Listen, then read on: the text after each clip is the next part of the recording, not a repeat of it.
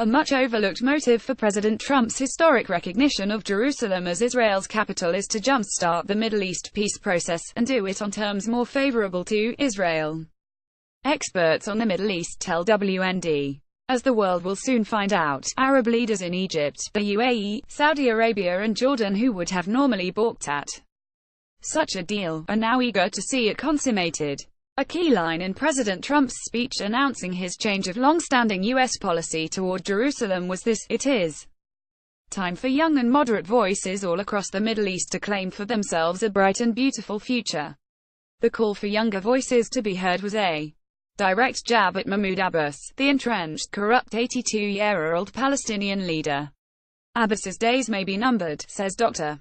Mark Christian, a former Islamic imam who converted to Christianity and founded the Omaha, Nebraska-based Global Faith Institute. He says back-channel peace negotiations have been going on for months. The Crown Prince of Saudi Arabia is working closely with Trump and Jared Kushner on this, with Netanyahu working hand-in-hand with them. "It is amazing, because we never had a leader in America like this before who is open-minded, who's not coming in with an agenda other than what's good for America," says Christian. His critics say he is an idiot, but he sits down, he listens and he goes on with doing things that were unthinkable before. He just says, "I don't care. I'm making a deal with all those leaders." Frank Gaffney, a former Deputy Assistant Secretary of Defense under President Reagan, agrees that Abbas is on the way out and that the Saudis are toying with a new policy that could lead to a sea change in the Middle East. Frank Gaffney heads up the Center for Security Policy in Washington, D.C. They have in the past played a double game. There are those who think under Crown Prince bin Salman that will end and they will become responsible players.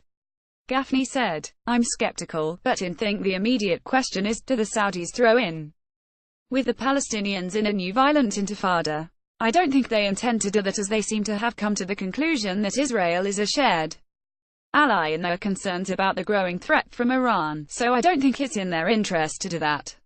They could flip, but the jury is still out on that." Trump critics, and even some of his supporters, claim the move of recognizing Jerusalem's status as the undivided capital is too risky and could provoke violence among Muslims who see East Jerusalem as the capital of a future Palestinian state.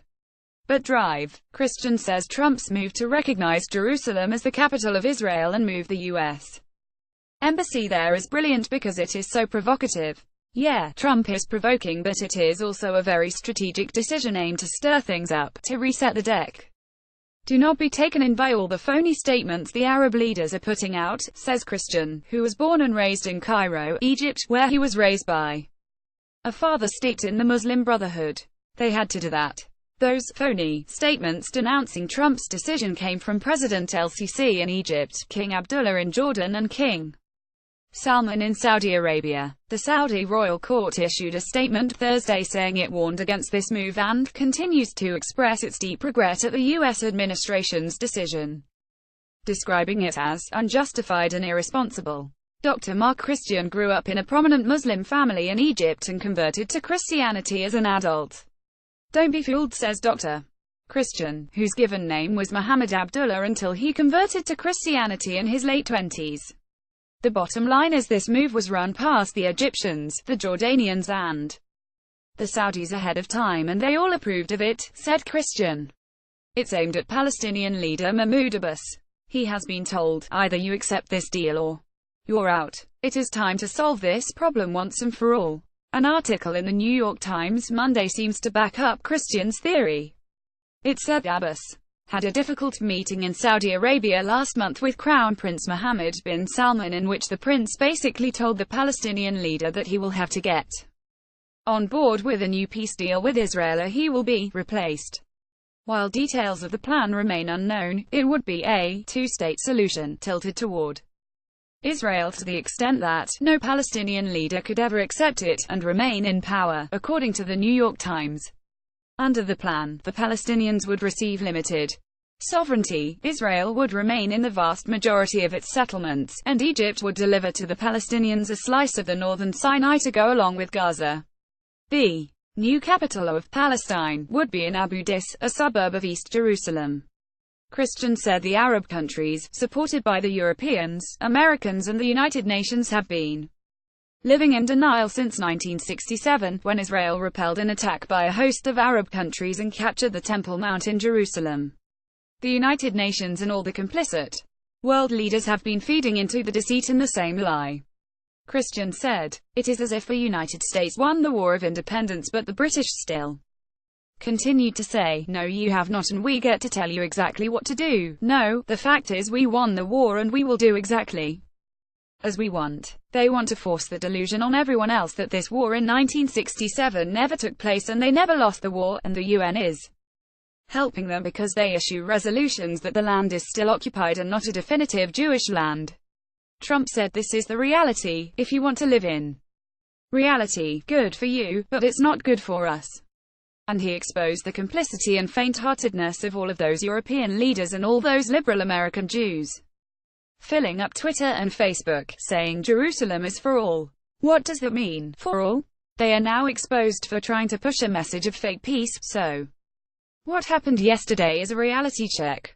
By pushing for a return to the pre-1967 borders, which Israel considers indefensible, Western leaders are essentially saying Israel has no right to exist. All the peace talks that have been ongoing for years have failed because it's fake and it doesn't mean anything, Christian said.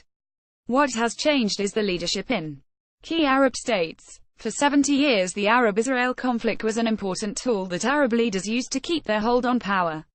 The Israeli bogeyman was a convenient distraction for their people, but now that same conflict has become a liability. They need to get rid of the conflict, because pouring gas on that conflict is not defining their crown anymore, but becoming an impediment to it, Christian said. Gaffney also believes Trump's strategy is bold and worth the gamble. It's largely based on the advice of Middle East scholar Daniel Pipes, who has been holding meetings on Capitol Hill that included input from members of the Israeli parliament. "I think there's an opportunity here to try something different. It's a radical concept, but it's been brilliantly enunciated by Daniel Pipes, who some months ago started a caucus on Capitol Hill and encouraged them to think in terms of a different paradigm for the region."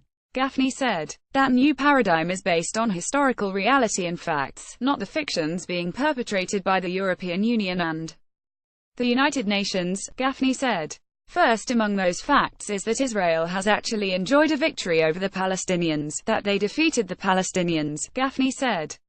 And the unification of Jerusalem and establishment of Israeli sovereignty over Jerusalem and the whole area is evidence of that victory, and yet in the decade since the 1967 war we've indulged in this counterfactual but quite insidious notion that this didn't happen, and so now we will see what Israel can be induced to do to give it back, and so what Trump is doing is trying to acknowledge Israel's sovereignty over the land, although not as fast as I would like, but it is a recharacterization of the facts on the ground, and so it's not the peace process as we have known it so far, but it's essentially an arrangement between the victor and the defeated that would actually reflect what's happened on the ground. Trump, his son-in-law Jared Kushner and Israeli Prime Minister Benjamin Netanyahu are seizing upon this changing dynamic among Arab leaders.